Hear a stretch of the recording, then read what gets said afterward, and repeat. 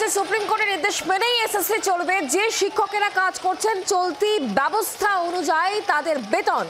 শিক্ষা দপ্তরের পক্ষ থেকে এটাই জানানো হয়েছে। এসএসসি চেয়ারম্যান সিদ্ধার্থ মজুমদারের বিবৃতি, এমনটাই সূত্রের খবর। এ বিষয়ে আমাদেরকে আরো জানাবেন শ্রেয়সী গঙ্গোপাধ্যায় এই মুহূর্তে আমাদের সঙ্গে রয়েছেন প্রতিনিধি টেলিফোন লাইনে। শ্রেয়সী, কি খবর রয়েছে? দেখো, এই মুহূর্তে তোমাকে জানিয়ে রাখি যে এক্ষেত্রে আজকে কিন্তু এখনো পর্যন্ত স্কুল সার্ভিস কমিশনের পক্ষ থেকে এক্ষেত্রে কোনোভাবেই কিন্তু যোগ্য যে শিক্ষক রয়েছেন তাদের যে তালিকা, সেই তালিকা প্রকাশ করা সম্ভব হচ্ছে না। যেটা স্কুল সার্ভিস কমিশনের চেয়ারম্যানের যে বিবৃতি পাওয়া যাচ্ছে, সেখানে যেটা তিনি বলছেন, 1 নম্বর পয়েন্টে তিনি বলছেন যে এক্ষেত্রে এই 2016 যে রিক্রুটমেন্ট নিয়ে এক্ষেত্রে সুপ্রিম কোর্ট যে অর্ডার দিয়েছে সেই অর্ডার মেনেই কিন্তু স্কুল সার্ভিস কমিশন কাজ করবে। এবং শুধু তাই না, এক্ষেত্রে শিক্ষা দপ্তর থেকে জানানো হয়েছে স্কুল সার্ভিস কমিশনকে যে যারা এক্ষেত্রে তাদের কাজ করেছেন, অর্থাৎ যারা তাদের সার্ভিস রেন্ডার করেছেন, তাদের প্রত্যেককেই কিন্তু তাদের যে স্যালারি, সেই স্যালারি কিন্তু দেওয়া হবে নির্দিষ্ট যে কাঠামোতে তারা রয়েছে। এখন এক্ষেত্রে স্কুল সার্ভিস কমিশনের চেয়ারম্যান এটা যে বলছেন, তার প্রথম যে জায়গাটা রয়েছে যে এক্ষেত্রে সুপ্রিম কোর্টের অর্ডার অনুযায়ী স্কুল সার্ভিস কমিশন কাজ করবে।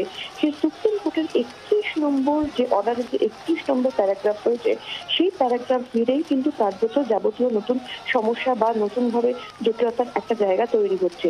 যেখানে সুপ্রিম কোর্টের ওই অর্ডারে বলা হচ্ছে যে এই 31 নম্বর প্যারাগ্রাফে বলা হচ্ছে যে এই যে নিয়োগের যে প্যানেল, সেই প্যানেলের যে মেয়াদ, সেই মেয়াদ উত্তীর্ণ হয়ে যাওয়ার পরে যাদের যাদের রিক্রুটমেন্ট হচ্ছে তাদের কোনো রিক্রুটমেন্টকে কিন্তু বৈধ বলে ধরা হবে না।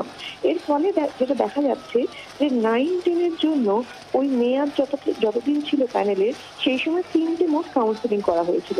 আর 11-12 জন্য ওই প্যানেলের মেয়াদ যতদিন ছিল সেখানের মধ্যে 2টো কাউন্সিলিং করা হয়েছিল।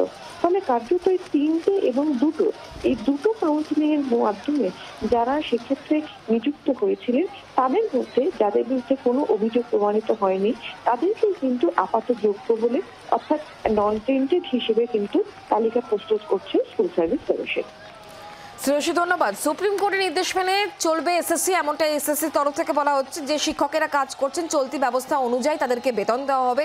শিক্ষা দপ্তরের তরফ থেকে এই কথা জানানো হচ্ছে। এসএসসির চেয়ারম্যান সিদ্ধার্থ মজুমদারের এই বিবৃতি, এমনটাই সূত্রে খবর। কারণ সুপ্রিম কোর্টের যে নির্দেশ, সেই নির্দেশ মেনে এসএসসি চলবে। সুপ্রিম কোর্টের তরফ থেকে বলা হয়েছিল যারা অযোগ্য হিসেবে চিহ্নিত নন তারা তাদের কাজ চালিয়ে যেতে পারবেন আগামী 31শে ডিসেম্বর পর্যন্ত। আর শিক্ষকেরা যারা কাজ করছেন চলতি ব্যবস্থা অনুযায়ী তাদেরকে বেতনও দেওয়া হবে। শিক্ষা দপ্তরের পক্ষ থেকে এটি জানানো হয়েছে। এসএসসি চেয়ারম্যান সিদ্ধার্থ মজুমদার তার বিবৃতি, এমনটাই সূত্রের খবর। শিক্ষা দপ্তরের পক্ষ থেকে যেটা বলা হচ্ছে যে চলতি যে শিক্ষকেরা যারা কাজ চালিয়ে যাচ্ছেন সেই নিয়ম অনুযায়ী সুপ্রিম কোর্টের নির্দেশ মেনে তাদেরকে বেতন দেওয়া হবে। শিক্ষা দপ্তরের তরফ থেকে কথা জানানো হচ্ছে। এসএসসি চেয়ারম্যান সিদ্ধার্থ মজুমদার এই কথা জানাচ্ছেন, তার বিবৃতি, এমনটাই সূত্রের খবর। কারণ সুপ্রিম কোর্টের নির্দেশ মেনেই এসএসসিকে চলতে হবে, এটাই বলা হয়েছে এসএসসির তরফ থেকে। বাংলার আওয়াজ, বাঙালির আবেগ, জি 24 ঘন্টা।